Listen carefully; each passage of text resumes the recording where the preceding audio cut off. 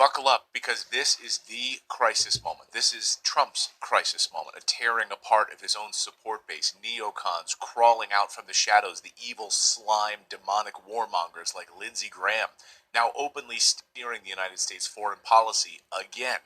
Game on, he writes, after the first bombs dropped. Neocon warmongers surrounding President Trump, pressuring him to strike. What will his resolve be? All of this happening while true conservative isolationists, what I call George Washington conservatives, are screaming, stay out of the Middle East. It only hurts the United States. This is the greatest foreign policy test of Trump's entire career. False flag attacks across the United States, threats of sleeper cells, and a narrative being built in real time to push us into war. Just a reminder, Trump's own administration confirmed that Iran is not building a nuclear weapon. The IC continues to assess that Iran is not building a nuclear weapon, and Supreme Leader Khamenei has not authorized the nuclear weapons program that he suspended in 2003. So what happens next will define the Trump presidency, maybe the survival of our republic itself. We'll get into all of that because over the past 24 hours, we've seen a massive escalation in this war. I woke up on this Father's Day, Sunday, to a boatload of news. By the way, happy Father's Day to all of you fathers out there. So first, we need to bring you up to speed on the devastating escalation over the past 24 hours in the Israel-Iran war, because it's moving fast and it's changing the entire world order. BRICS nations lining up behind Iran, sending them weapons. Western countries like the United States and the UK and Germany now lining up as expected behind Israel. Iran's capital city on fire this morning. Massive airstrikes in Tehran a few hours ago. 15 airstrikes hit next to Iran's parliament building. They destroyed Iran's IRGC headquarters. The Iranian Intelligence Ministry building in Tehran no longer exists. It's now gone. Then Israel struck Iran's nuclear agency headquarters. The escalation is happening in real time after Iran sent a devastating attack on Israel overnight. I stayed up late watching all the developments in Israel as Iran was attacking and destroying Israel's main missile factory, military installations in Haifa, after Israel struck oil refineries in Iran. Then Iran destroyed Israel's key oil refinery, which supplies over 60% of oil refining capacity to Israel. Hundreds of missiles hitting downtown Tel Aviv, which in many areas turned to rubble. It almost looks like Gaza. It's hard to tell the difference. Those cars destroyed and debris everywhere. Now I am the collateral damage. I look horrified at what happens in Gaza. Now it's like in my back door. Israel says targeting and assassinating Iran's leader Khamenei is now on the table. I'm sure Iran feels that same way about Netanyahu. Meanwhile, Iran says no peace talks. Iran says that's canceled, done. I know that's shocking, right? You mean you don't want to have talks with the people that just killed your top military commanders, assassinated your nuclear scientists? Shocking. Why wouldn't you want to sit down and have dinner with those people? Israel, for its part, has now declared full air superiority over Iranian skies, which raised a lot of eyebrows with that statement. Weird, because as UN Weapons Inspector Scott Ritter just posted, if Israel has established air superiority over Iran, how is it that Iran can launch a daylight missile attack on Israel? Good question. There's a lot of propaganda happening right now. And as Colonel McGregor pointed out last night, what Israel wanted was provocation. And they got it. Quote, in less than 18 hours after Israel's surprise attack, Iran responded, firing hundreds of ballistic missiles, including hypersonic missiles, into central Tel Aviv and across Israel. Meanwhile, Israel's Iron Dome failed. Israeli intelligence failed. So now Netanyahu is pleading with Washington to intervene with American military power to rescue Israel from certain defeat, a defeat Netanyahu crafted with encouragement from Washington. So think about that for a second. Israel knew it couldn't beat Iran, and any military expert worth his salt knows that unless they're lying to you. So this was all planned. Launch the attack, and then beg Trump, beg Germany, beg the UK to come in and help.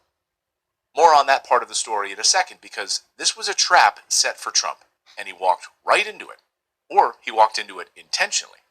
As Daniel Estulin said, this was all done to entrap President Trump, forcing him into this war. Watch. But Israel's strike on Iran, and I'll get to Trump in a second, Trump's helplessness, Trump's confusion, The split in MAGA, where the overwhelming majority is against Israel in general and against Christian Zionism of these neocons, we're due, unfortunately, and I really do mean unfortunately, Alex, Trump has fallen into a real trap, and from all sides.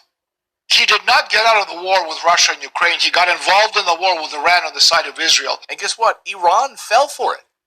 Then they were attacked, and Iran didn't take 2 months to respond like the last time. Iran immediately launched a massive retaliatory barrage, hundreds of ballistic and cruise missiles targeting key Israeli military sites.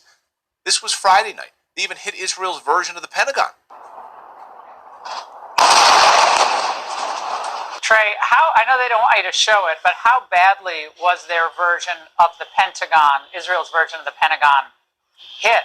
Footage from Iranian state TV shows missiles lighting up the sky, hitting targets all over Israel. So much for that Iron Dome, or the Arrow system, or any of the other systems that Israel has. As Colonel Mack pointed out, it failed. How did it fail? Well, we now know that Iran launched hundreds of 20 to 30-year-old missiles. The Iron Dome went after them. And then, while they were going after the 30-year-old missiles, Iran launched this. State-of-the-art new missiles, hypersonic missiles that flew right through Israel's defenses, hitting targets like this one in Haifa. You can see the older missiles dancing up in the Iron Dome skies, and then watch the new missiles hitting their targets. Nearly all missiles that Iran fired in this wave were 20 to 30-year-old models. Israel can't stop them, and oh, by the way, no one in the West can stop them either. Can you imagine one of these hypersonic missiles hitting a U.S. aircraft carrier? Sitting ducks. And late Friday, Iran's elite Quds Force broadcast a video of direct hits on Israeli air bases. This wasn't symbolic, it was overwhelming. Multiple air bases destroyed. It wasn't broadcast on Israeli TV. And sources are telling Redacted that Iran struck targets in Israel, killing some of Israel's top scientists as well in this attack that you're seeing here on your screen. So, in other words, you kill our scientists, we kill your scientists. This is descending into chaos. Israel working around the clock to dig bodies out of rubble in Tel Aviv. Iran digging bodies out of rubble in Tehran. So in war, no one wins. No one. Meanwhile, Russia and China have condemned Israel's actions, calling them perverted and not remotely self-defense. And North Korea also now throwing its support behind Iran, saying they will come to Iran's defense. Great. They've warned that continued strikes will be interpreted as illegal aggression. So what will Russia and China do now? Remember, Iran is a big ally. China gets most of its oil from Iran. Will Russia and China just allow their ally, Iran, to collapse into a heap of rubble? No. And that brings us to the domestic side of the crisis, back here in the United States. Mainstream media, along with paid shills, have begun ramping up talking points, warning that Iranian sleeper cells are right now inside the United States, waiting to launch a terror attack on all of us. Now, if that sounds familiar, it should. Former CIA officer Larry Johnson says, quote, "It's the same script they've used for Iraq, the exact same one. Plant fear, talk about weapons or sleeper cells, push the president into war." Does anyone remember the anthrax scare? The yellow cake uranium lie, the chemical weapons hoax in Syria, weapons of mass destruction in Iraq, the babies in incubators in Iraq?